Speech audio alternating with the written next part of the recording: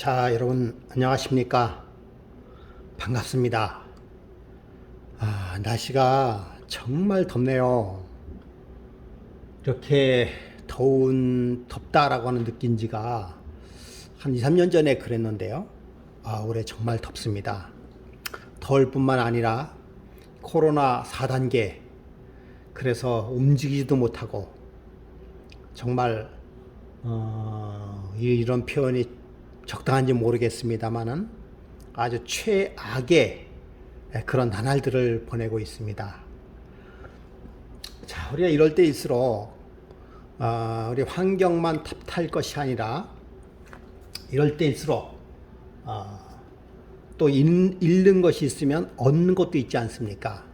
우리가 개인적인 시간을 많이 보내면서 그리고 또 하나님과 개인적인 그런 교제 시간을 가지면서 그렇게 보내는 것이 좋지 않을까, 그렇게 생각해 봅니다. 여러분 정말 덥죠? 예. 우리가 하나님의 말씀으로서 이 더위를 이겨나가는 그런 여러분이 되시기를 간절히 바라겠습니다. 자, 예수의 내 얼굴, 마태복음 두 번째 시간이 되겠습니다. 여러분 마태복음 좀 읽어보셨나요? 예, 마태복음 읽어보셔야 되겠죠. 예, 마태복음이 이제 28장까지 되어 있는데요.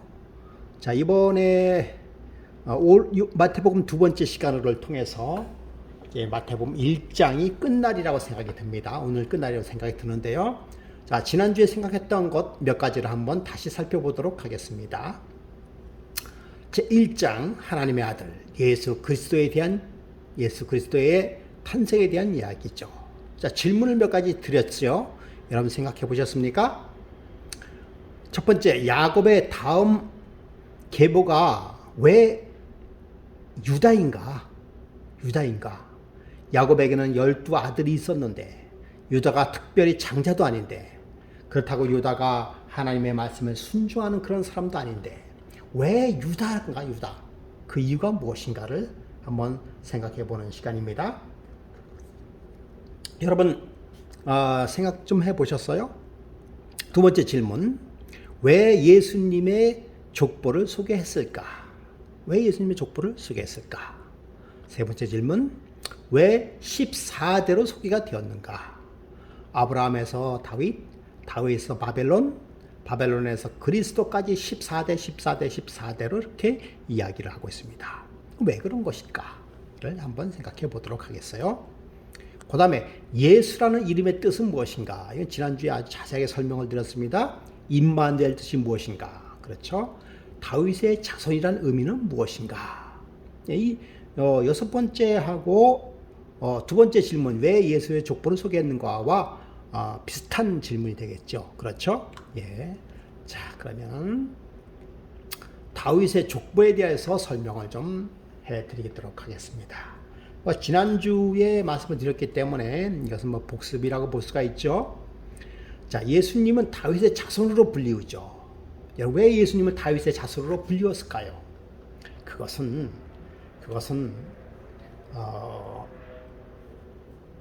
메시아의 탄생에 대한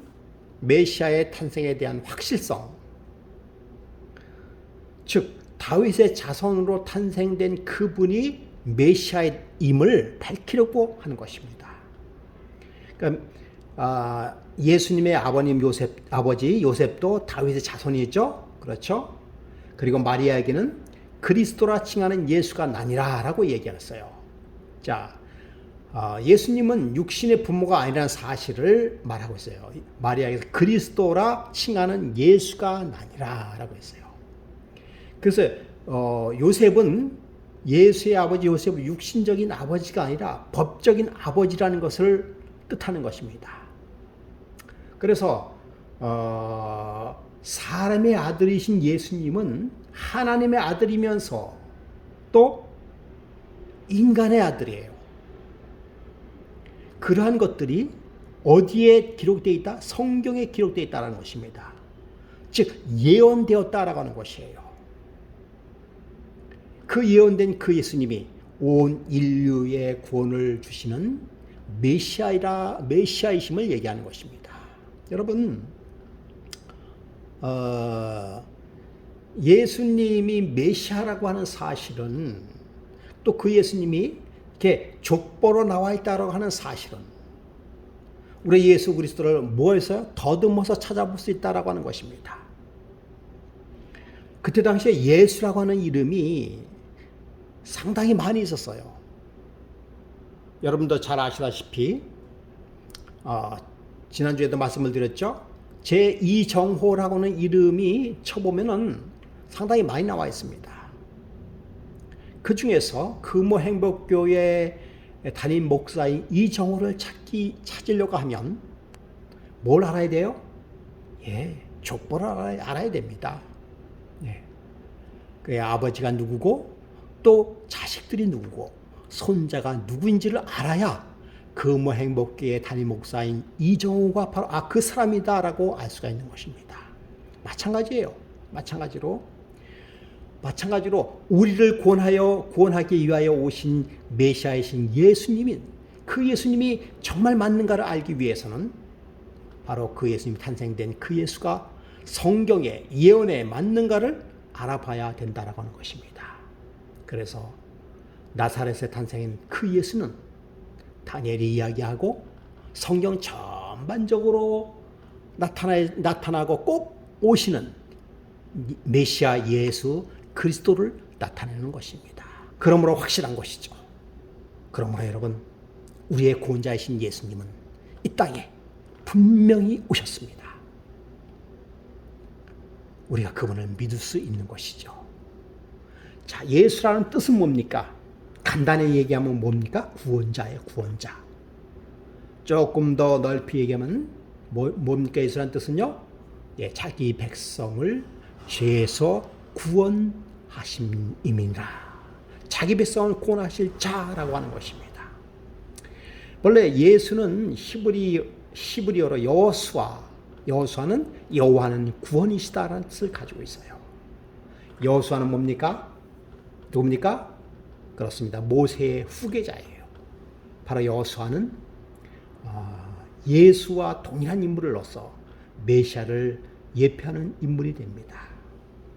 예수께서 오신 목적은 뭡니까? 딱 한 가지예요. 구원을 하기 위하여.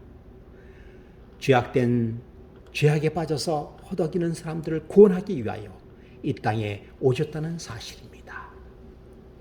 자, 여러분, 마태가 왜 예수의 족보를 14대로 3분에서 나눈 것일까? 궁금하지 않습니까? 그래서 자료를 좀 찾아봤어요. 이것은 한마디로 얘기하면은 7이라는 숫자는, 그러니까 7이라는 숫자는 하나님의 정하신 뜻의 완성이다. 그러니까 본래 14대는 7대가 두 번 되어 있는 거지 않습니까? 그러니까 본래 7대가 6번 있는 거예요. 그래 그것을 두 가지로 묶어서 14대로 묶은 것이죠. 그래서 이 7이라는 숫자는 하나님의 정한 뜻이에요. 그러니까 이것이 이스라엘의 그 어떤 전통적인 그런 어떤 상징이라고도 볼 수 있는 것입니다. 7자, 14. 이런 상징 숫자가 있어요. 그래서 14대를 3분 하면은 몇 대입니까? 42대죠. 42대. 7자의 6배죠. 6배. 그래서 마태복음에서는 마태도 이러한 것을 알고 의도적으로 맞췄다는 사실을 우리가 알 수 있는 것이죠. 그 다음에 왜 유다인가? 왜 예수님은 유다의 족속인가? 그것은 창세기 49장 10절에 그 내용이 나와 있습니다. 규가 유다를 떠나지 아니하며 통치자의 지팡이가 그 발 사이에서 떠나지 아니하기를 실로가 오시기까지. 실로는 누굽니까? 예수 그리스도입니다. 예수 그리스도께서 오시기까지 이르리니 그에게 모든 백성이 복종하리라. 여러분, 왜 유다인가? 한마디로 딱 얘기한다면 예언 때문에. 그렇게 예언되어 있다는 것이에요. 그러니까 유다의 자손으로 오기로 예언되어 있다라고 하는 것입니다. 언제부터요? 예수께서 탄생하기 약 3,500년 전. 이미 요셉의 야곱의 12아들이 탄생되는 그때서부터 유다의 족속을 통해서 예수께서 오시겠다라고 약속이 되어 있고 예언되어 있다는 것입니다. 얼마나 분명한 사실입니까? 여러분, 우리는 그 예수를 믿지 못하는 것이 어리석은 것이에요. 이미 예언되어 있다라고 하는 것은 인간의 공로가 아닙니다. 유다가 특별히 하나님께 순종을 잘하는 그러한 아들도 아니었어요. 그러나 한 족속을 임명함으로부터 이미 예언함으로 말미암아 예수께서 탄생되리라 하리라고 하는 그런 미리 예언되어 있다는 사실인 것이죠. 예. 자, 우리 예수님의 족보 중에서 여인이 나와 있습니다. 그 중에서 한 여인의 이름은 누굽니까? 다말이었어요.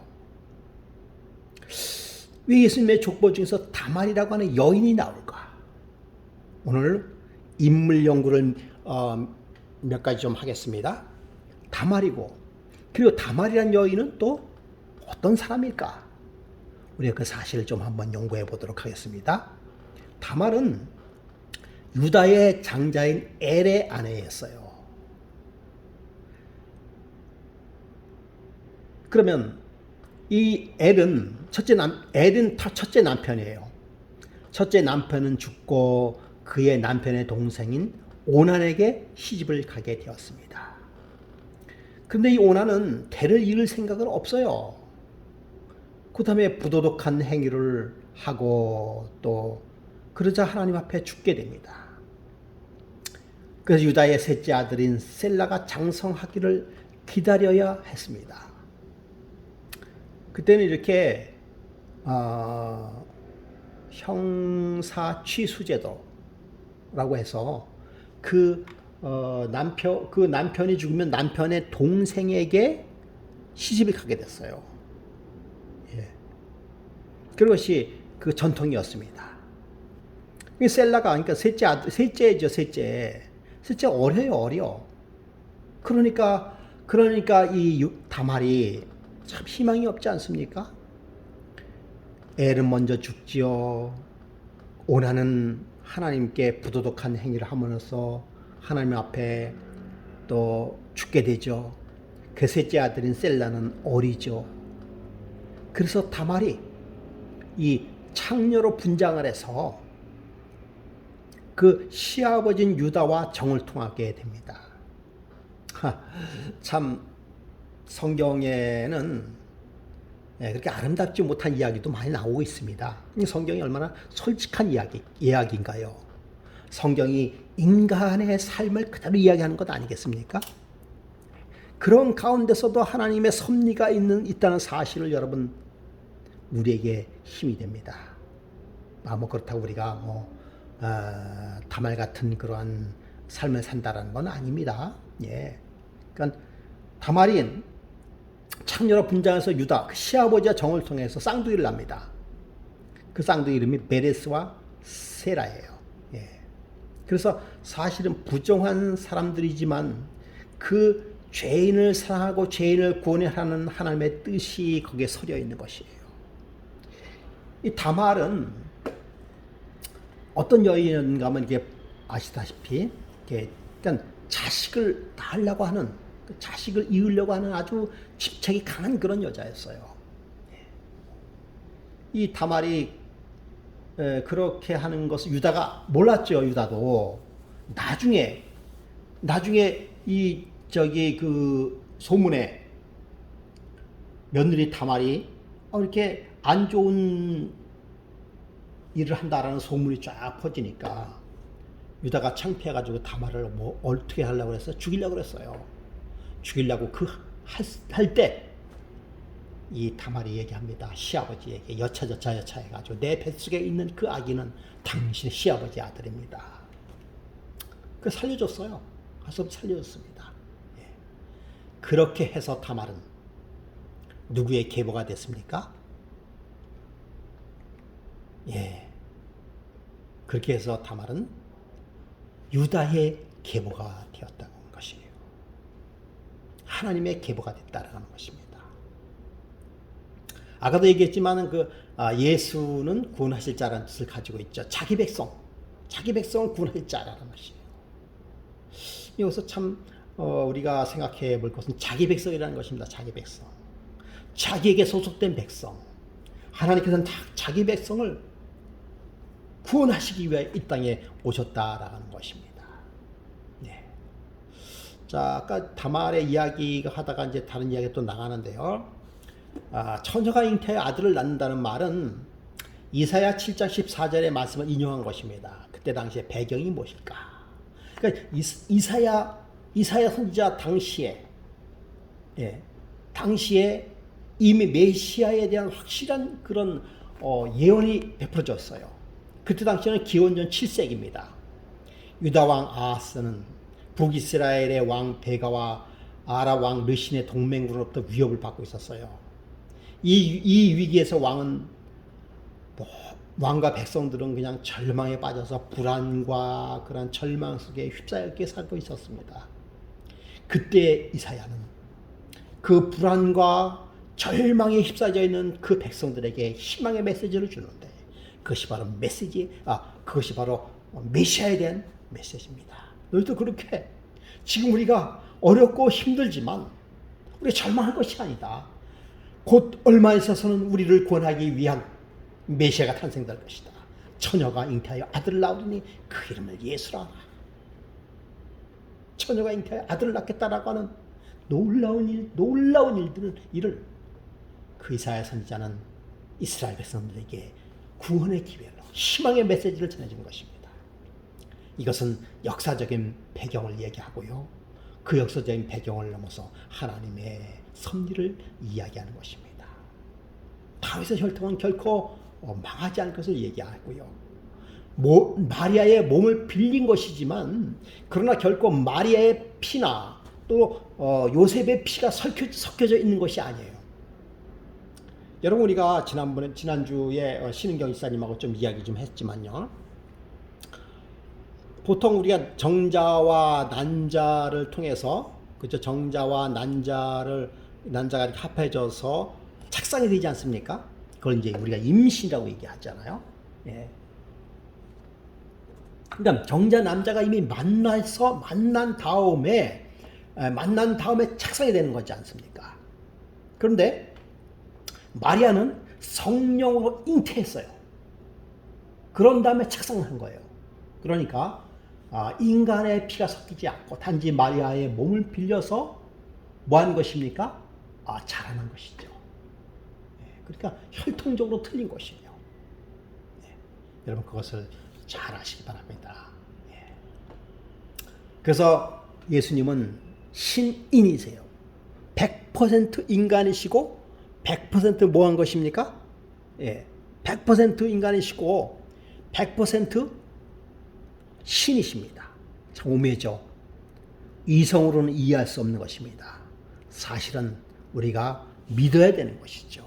믿어야 되는 것입니다. 창조자. 우리의 창조자를 어떻게 이해하시겠습니까?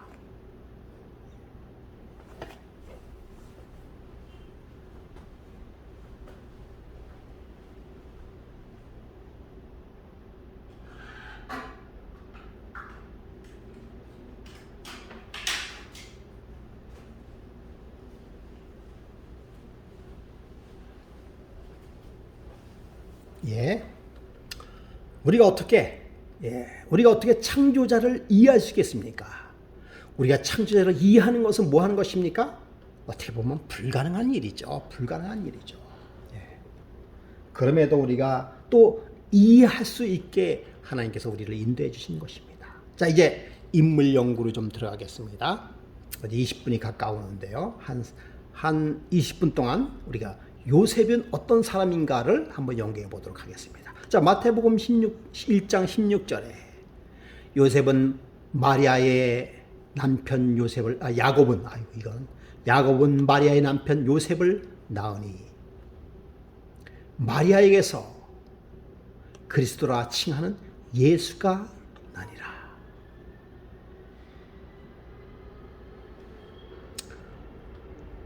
자, 여러분,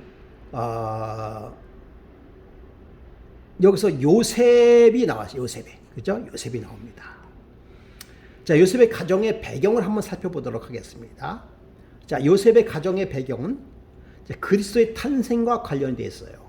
그러니까 요셉의, 예수의 아버지 요셉은 그 요셉이 해야 하는 일 중에 가장 확실한 것은 뭔가 하면 그리스도의 탄생에 관한 것입니다. 그래서 요셉은 예수님을 위해 최선을 다한 사람이에요. 그는 나사렛에서 살았고 그의 직업은 뭡니까? 목수였어요. 마리아의 남편으로 불리웠고요.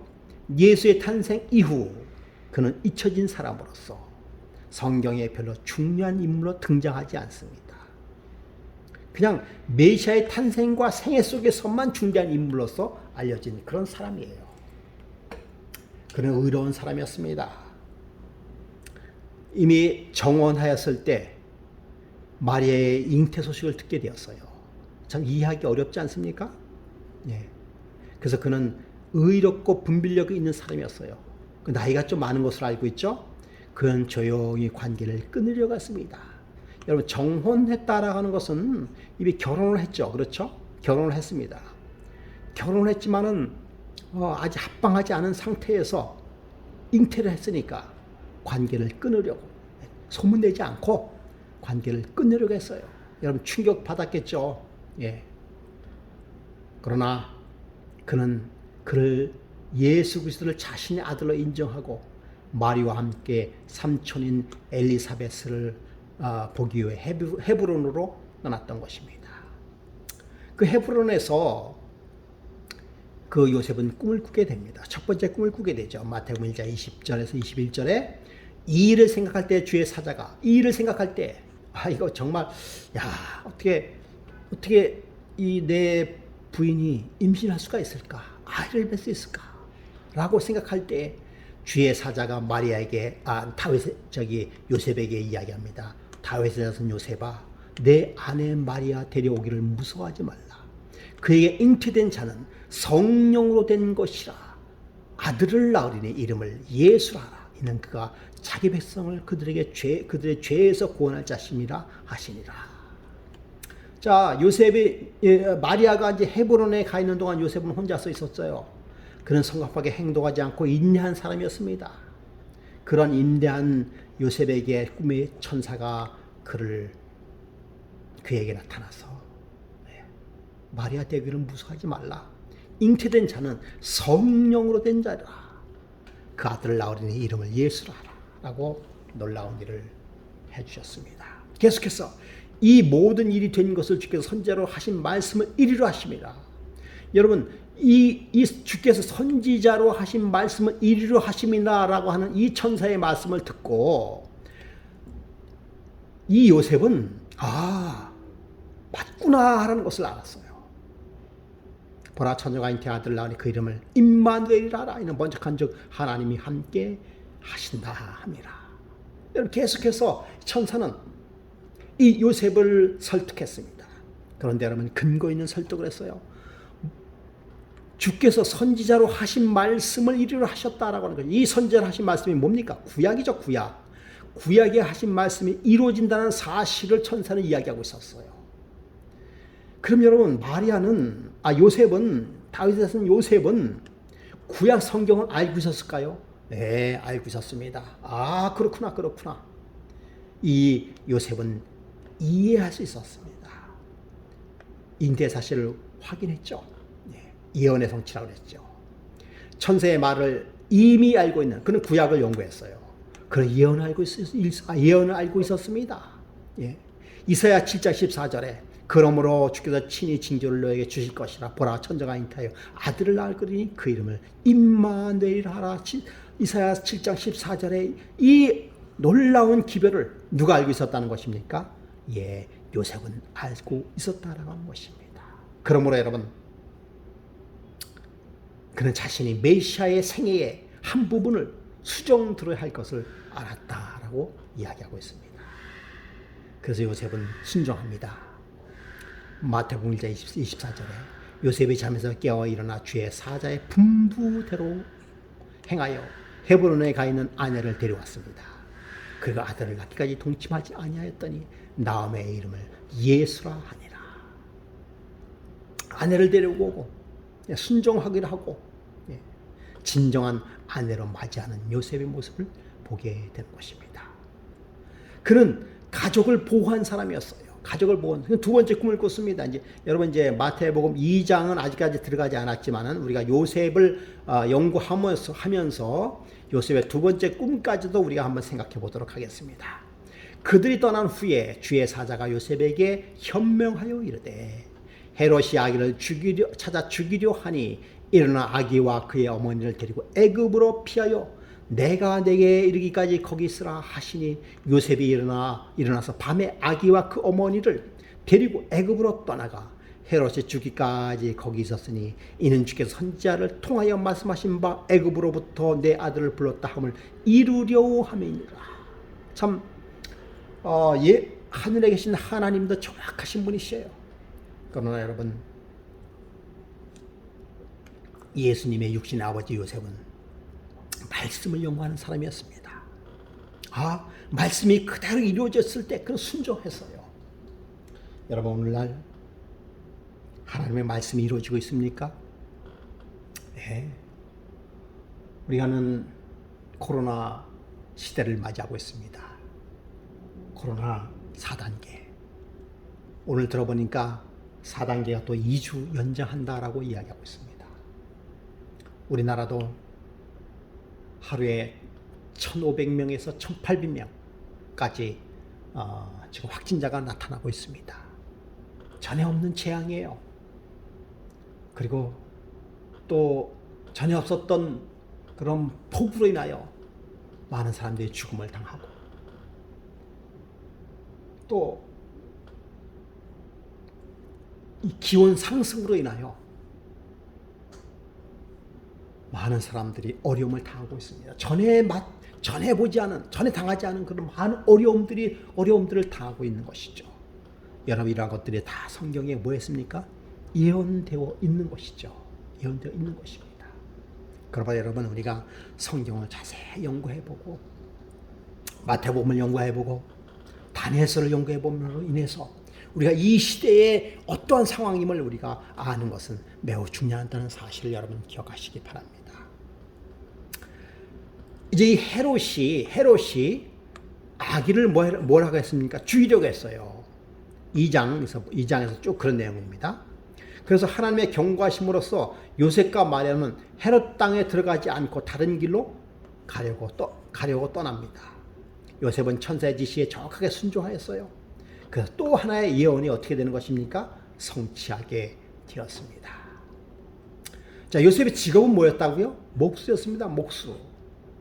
자, 마태복음 13장 55절에 예수님에 관한 이야기를 하면서 이는 그 목수의 아들이 아니냐라고. 요셉의 직업은 목수였습니다. 그의 어머니는 마리아, 그 형제들은 야고보, 요셉, 시몬, 유다라 하지 않느냐라고 해서 예수님의 그 가정을 이렇게 이야기하면서 나온 말입니다.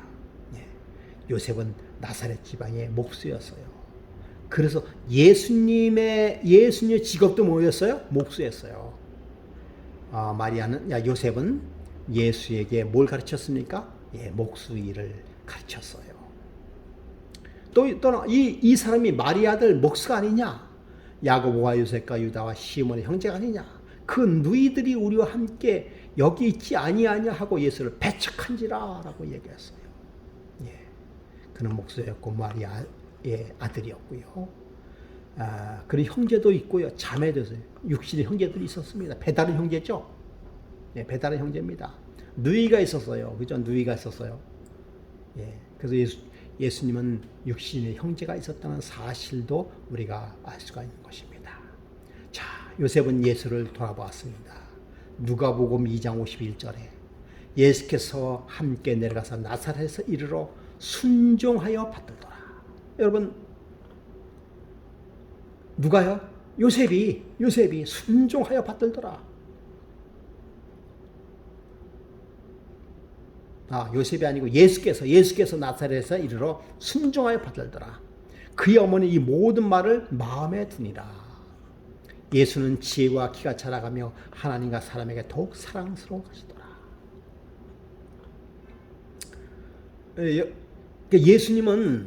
예수님은 그의 부모에게 순종적이었습니다. 그런데 그 어머니 이 모든 말을 마음에 두니라라고 얘기하고 있어요. 이 얘기 무슨 얘기인가 하면은, 그리고 예수와 지혜와 키가 자라가며 하나님과 사람에게 더욱 사랑스러워 하시더라라고 하는 그 얘기는 예수님은 그 부모에게 순종했고, 또 요셉은 예수 그리스도를 양육한 아버지로서 그에게 일을 가르쳤고 함께 예배드리고 그리고 함께 성경 연구를 같이 했습니다. 그래서 아버지 요셉은 예수를 돌봤다라고 하는 것이에요. 마리아만 돌본 것이 아니라 요셉은 아들 예수님, 신이신 하나님의 아들 예수님을 함께 돌보며 그렇게 생활했다는 사실을 알 수가 있는 것입니다. 그리고는 요셉은 이제 무대에서 사라집니다. 요한복음 6장 42절에 이르시되 요셉의 아들 예수가 아니냐, 그 부모를 우리가 아는데 자기가 지금 어찌하여 하늘에서 내려왔다 하느냐 라고 이야기하고 있습니다. 여기에서 요셉의 아들 예수가 아니냐라고 하는 요한복음 6장에 요셉에 관해서 언급을 하고 다시는 요셉을 언급하지 않습니다. 더 이상 요셉에 대하여 언급하지 않았어요. 예수께서 십자가에 달리실 때 요셉은 그 자리에서 없었습니다. 전설에 의하면 예수님은 어떤 사람이었어요? 요셉은 이미 나이가 많이 들어서, 그렇죠. 예수님께서 12살 때에 예루살렘 성에서 이야기할 때까지도 요셉이 있었어요. 그렇죠. 12살 때. 이미 그때 요셉은 나이가 많은 것으로 알 수 있죠.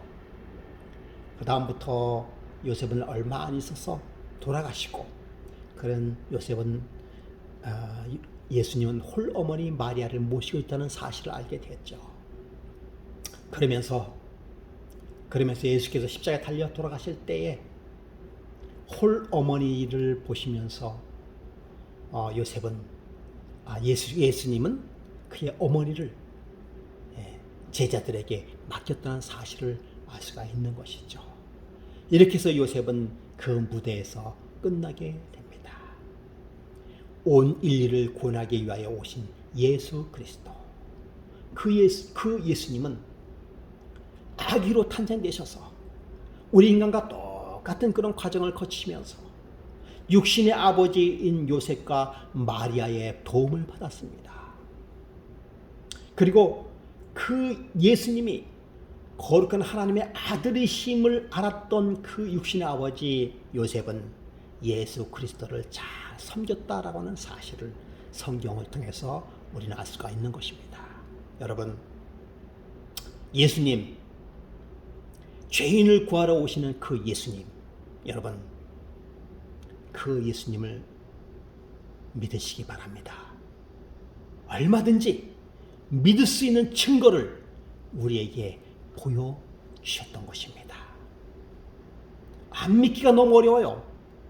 예수를 안 믿기가 어렵습니다. 그럼에도 불구하고 믿지 못하는 사람들이 있지요. 우리 금화의 목회 성도 여러분께서는 우리를 위하여 구원하러 오신 그 예수 그리스도를 개인의 구주로 받아들이기에 부족함이 없는, 흔들림이 없는 그러한 이 시대에 예수 그리스도를 받아들이는 마지막 백성이 되기를 간절히 바라면서 말씀을 마치겠습니다. 여러분 대단히 감사합니다. 이렇게 해서 마태복음 1장을 마치도록 하겠습니다. 다음에는 마태복음 2장으로 넘어가도록 하겠습니다. 대단히 감사합니다.